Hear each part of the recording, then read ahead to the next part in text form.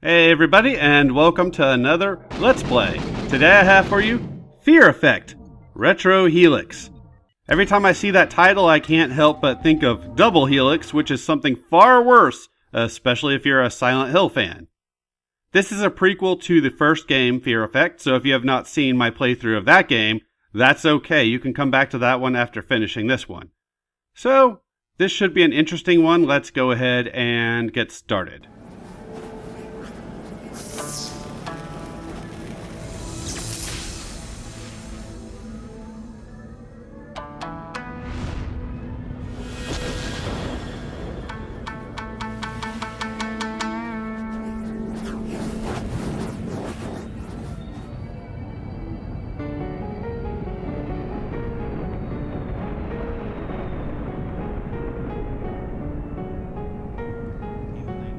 The human race, a sentient species. We dream and we ponder. This is a gift from our Maker, who uttered us into existence, but left the end of our being untold. That uncertainty torments us. And how could it be otherwise? For without knowing the end, how are we to make sense of the beginning and all those moments in between our lives?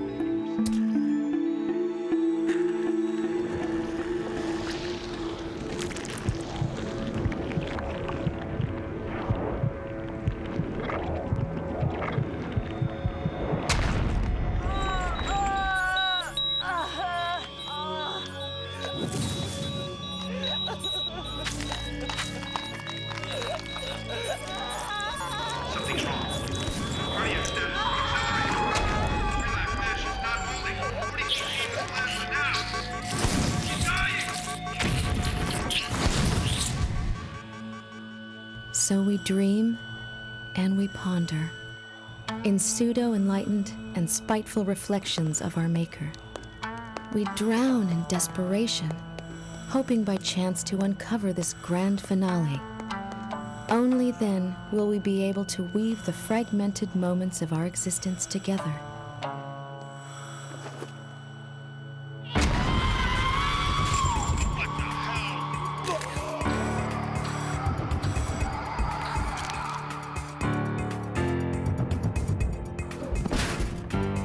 To look back and finally comprehend the apparent maddening reason why we were born.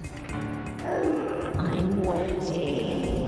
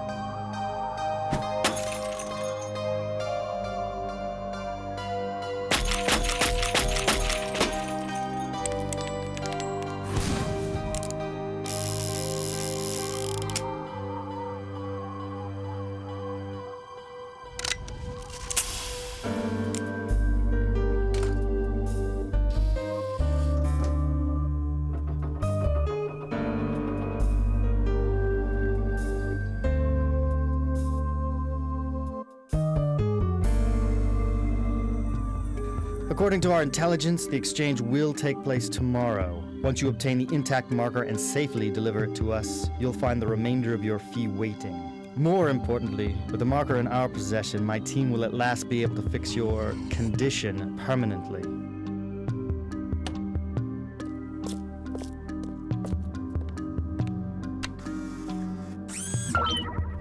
A psychotic dying of ends, a drunken a whore. Interesting choice.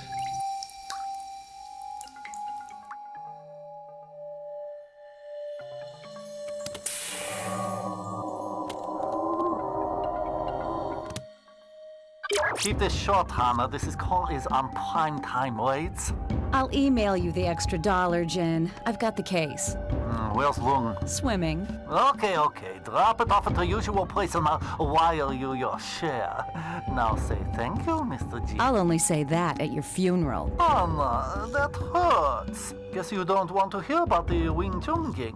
What are you yakking about now? 25 mil payday, sweetheart. Maybe enough to buy back your tired contract, huh? Keep your stinking abacus out of my life, Jin. Then consider it investment advice. You're gonna need to bring a tech head with you on this one. I'll fill you in on the final details later.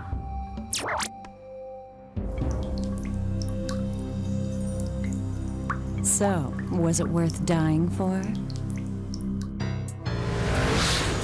We've got an unforeseen complication, Hammer. Now listen carefully, I'm only going over this once. Trust me, Jin. The less I talk to you, the better. Bet you're not such a cold fish with brain.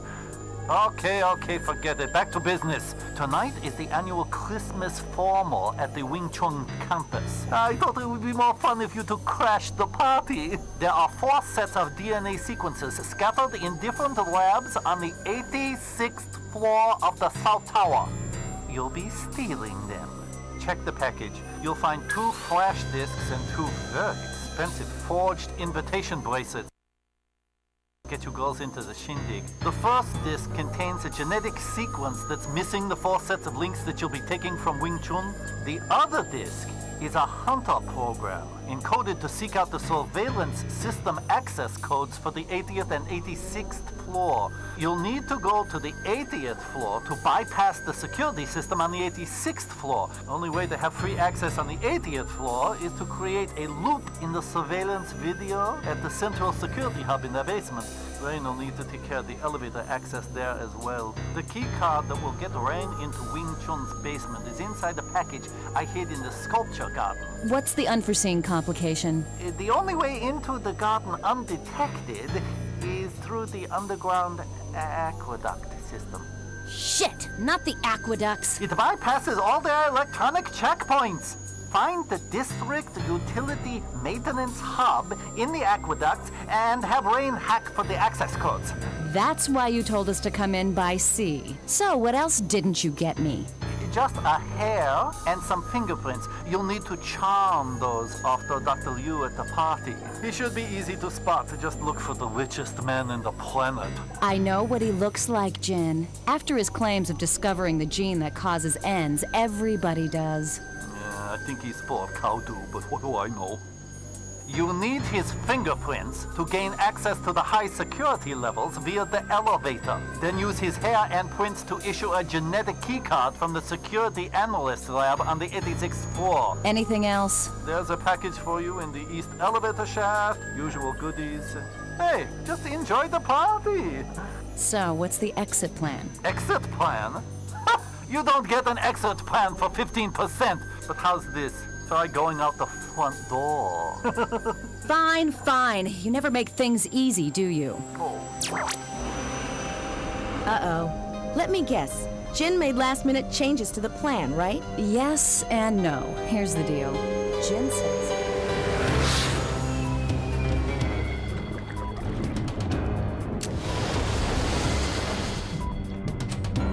Fire in the hole!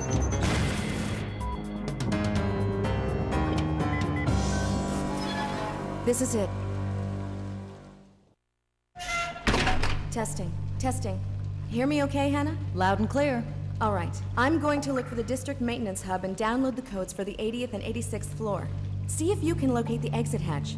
Last one out of the aqueduct buys the champagne. Deal. I'll even give you a head start. Like in the first game, every time you hear that phone ring, that's a good thing. That's our save spot. You just cycle through the inventory, find your cell phone, and you can save your game. Square and circle, switch between your inventory. At the time I started playing this, it had been over a year since I played the first game, so I'm still getting used to the controls at this point. Hopefully by the next video that won't be a problem.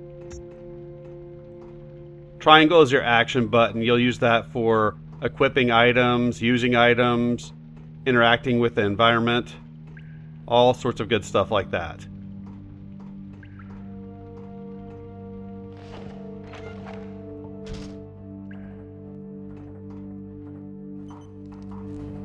What's up?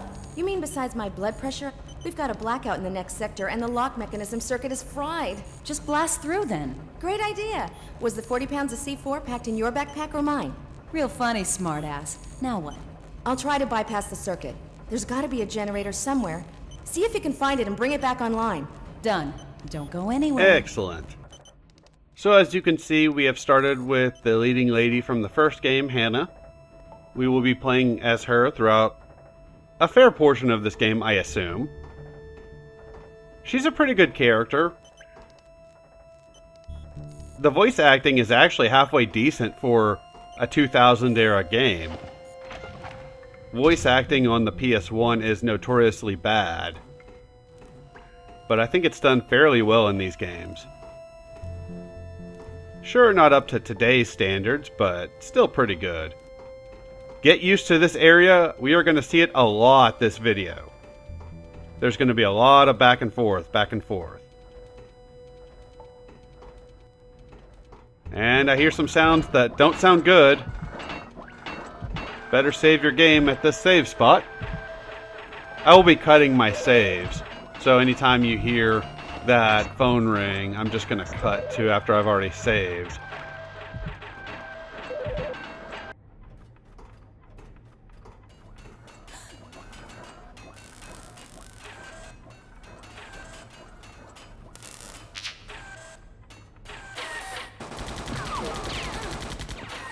Quickly back up and run over here. I don't think they can shoot you off screen, which is pretty cool. Seems like pretty decent game design. Which, if that's the case, it would be nice to play a game with actual good game design. Been a little bit. Granted, this game is hard as hell, but it's designed to be a hard game. I knew what I was getting into going into this game. Plus, I have a Game Shark, so I should be alright. Maybe. Be sure to pick up that EMP over there.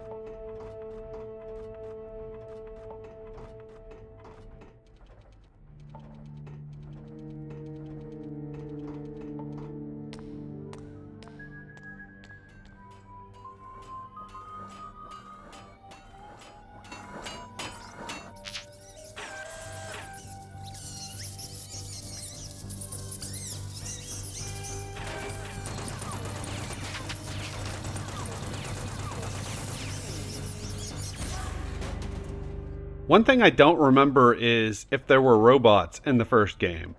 There's a metal hook we need to pick up right there. I'm definitely not doing this as a walkthrough, but I am going to try to offer any thoughts that I do have on this game as we go through it, simply because I don't know of a whole lot of playthroughs of this game on YouTube. This series seems unfortunately like an unpopular one. And I can see why with how hard the games are. But I still really respect what they did with these two games.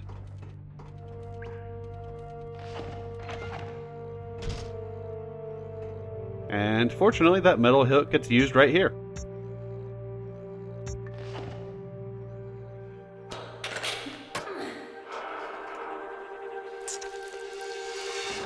Huzzah! We got the yellow card key, which we will need to use over and over again every time we want to go through a specific door that we will be headed to. And I hear the pitter-patter of little feet. That can only mean good things, right?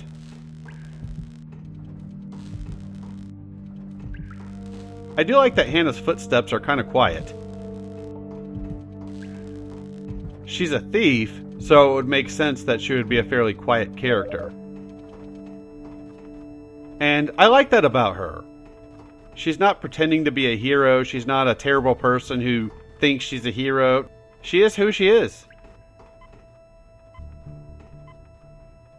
She's probably not necessarily a bad person, Although she does kill a lot of people in the first game.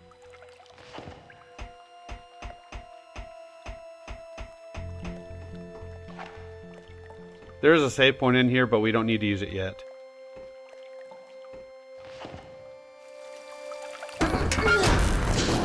Nicely done. Door's open. Now get your pretty ass back here. Ooh, I like it when you're bossy.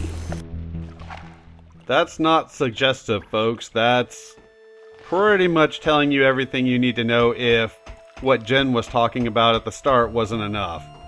Hannah and Rain are in a relationship of some sort, whether it's romantic or just physical, I don't know yet. This video is as far as I've seen of this game, so I'm not sure. It feels fairly natural if this is the first game you're playing in the series.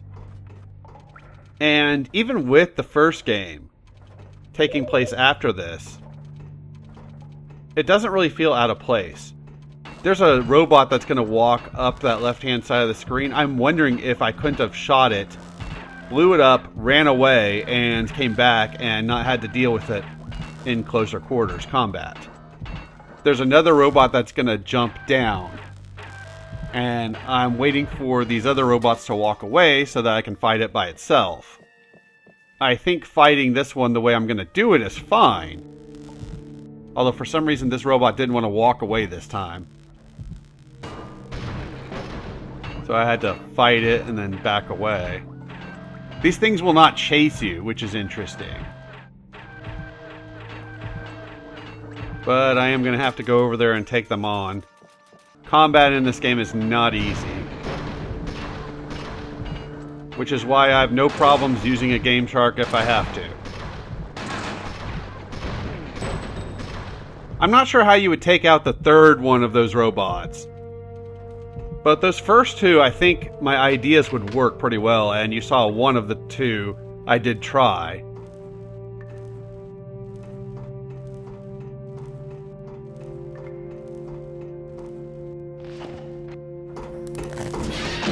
What the hell? Darn it. These things are so ancient. I'm surprised it worked the first time. Go flip the switch again. I'll wait. Great, like I need the exercise. But having Hannah be either a lesbian or bi, because it doesn't say either way, so she could be either one, feels natural enough to the character. It doesn't feel like something that came from out of nowhere. I'm not a big fan of modern wokeness in fiction because I don't feel like it's handled well. I don't feel like making a character suddenly something that they weren't before works too well. But Hannah wasn't, well, I want to say in the first game, regardless of if you've seen that game or not, I want to say she wasn't really sexualized in that game, but, well, I'm remembering a couple of scenes, so yeah, she kind of was a little bit, but her sexuality was never brought up either way.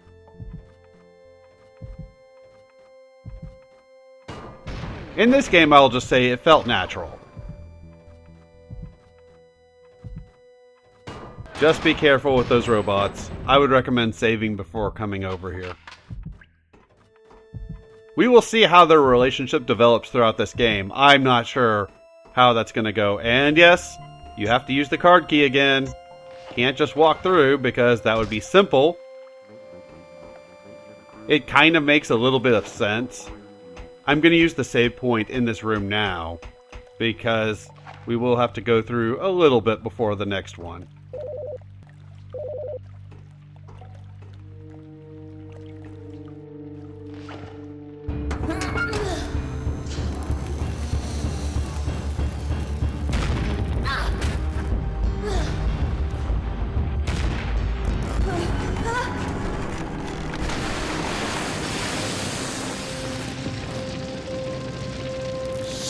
Damn thing just blew up in my face. Are you alright?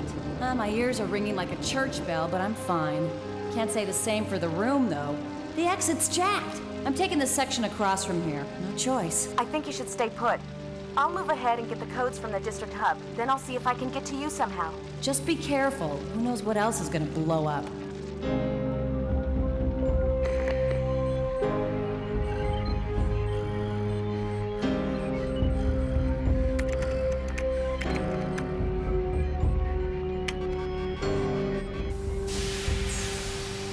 And like in the first game, we will be switching off between multiple characters throughout this one. I think we might end up playing as all three from the first game, even though this in the timeline is technically the first game. As well as we also have Rain here, who we're playing as now. Well, I made it fairly far through this before getting hit. I am also blind, so anybody new to my channel,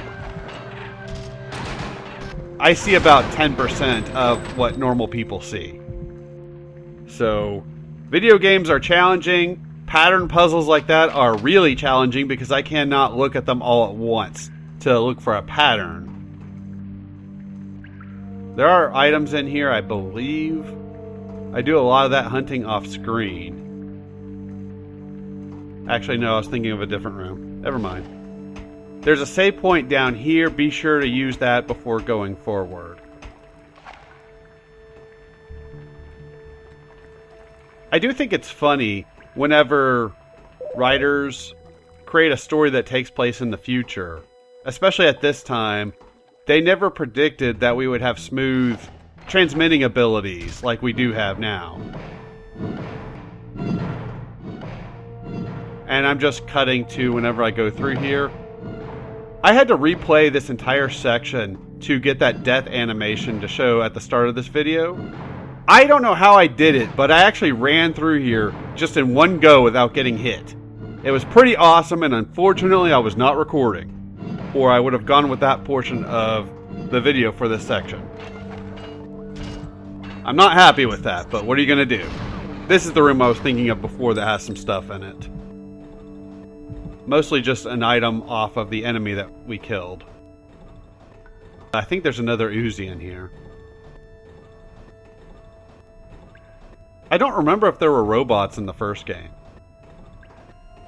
But it's kind of funny. You see the security camera earlier that was getting staticky. Transmissions in Star Trek would get all gargled like an old TV set with bad reception. It's just funny to me they never predicted that we wouldn't have that as an issue in visual communication.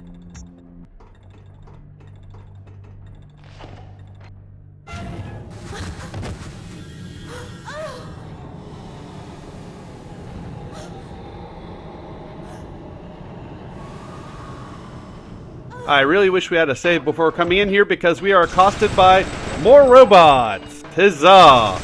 And I did some editing here because it took me a while not only to fight these things, but also to navigate this area because this camera angle is so zoomed out. This is actually a pretty bad camera angle. At least for me, I cannot see the character at all during this one. And you have to be in a specific spot to get over here to get to this door, which took me forever. Once I got in here, I was fine. I think you can actually stealth kill these robots with a knife, which sounds strange. I saw somebody do it on a video I watched after playing this. But I didn't want to mess with it. I didn't want to risk screwing it up. And I had a look in another room that's straight to the left of the screen. There was nothing in there. No items, no story stuff, no puzzle stuff. I'm sure it will be used later, but for now, I'm not going to worry about it. And we get our first puzzle, and you already saw what happens if you fail it. We need to use that disc that Jen was talking about at the start of the video.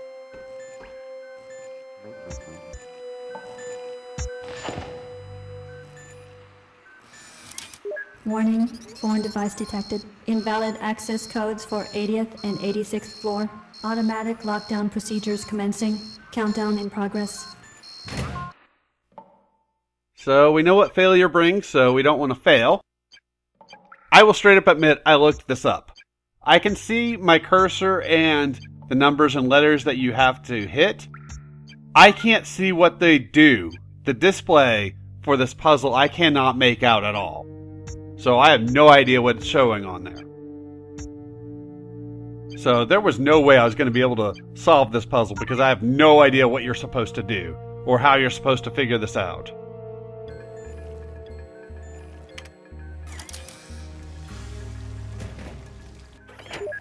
That's right, kids. This game does not hold your hand. They will throw you a puzzle and give you no clue on how to solve it.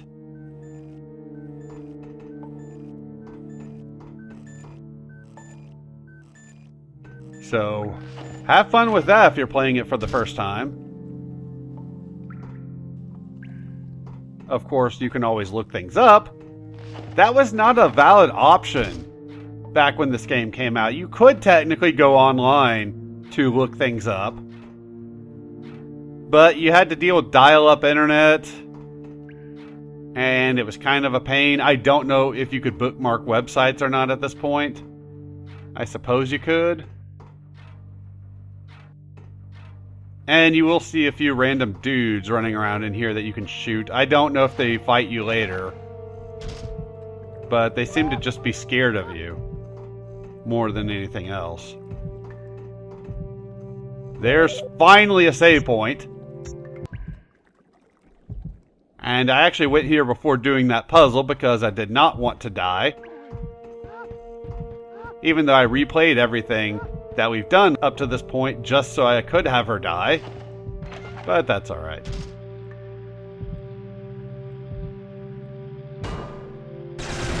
I want to show off some of the unique death cutscenes. As many of them as I can.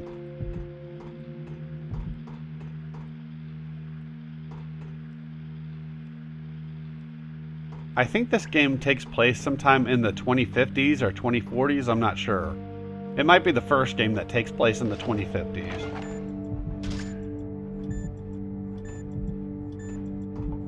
Right, so these puzzles.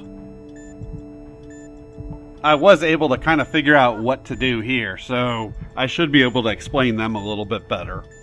Although, if you're watching my playthrough for a walkthrough, then just do what I do. So you've got 3 colors, red, blue, and yellow. You've got to do this in order. So there's a blue light on the top panel, so you have to start with blue. And if you look at the top right, you'll see a grid which gives you what number corresponds with what letter. So B is 5, that makes C 4, D is 3, E is 2, and F is 1. And then they pretty much tell you the solution on the side there. Although for some reason the red one gave me trouble, and I'm sure I typed it incorrectly. I just kept doing the same combination as far as I know, and eventually it worked. So I'm not sure what the deal was with that. And I love these old school computer sounds.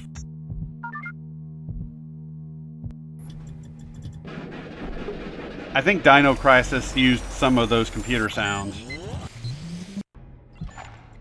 Excellent.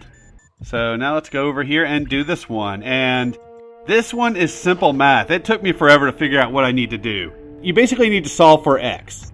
So you'll see the first one is 2, a blank, and then 4. So you basically need to say 2 plus what will equal 4. Simple algebra, which I'm terrible at algebra, but this is something I can do. It's fairly simple.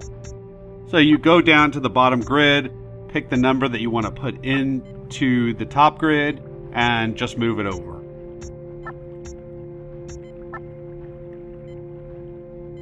I'm not sure how you're supposed to know to do that, though, but that's okay. It is nice to be playing a game with puzzles.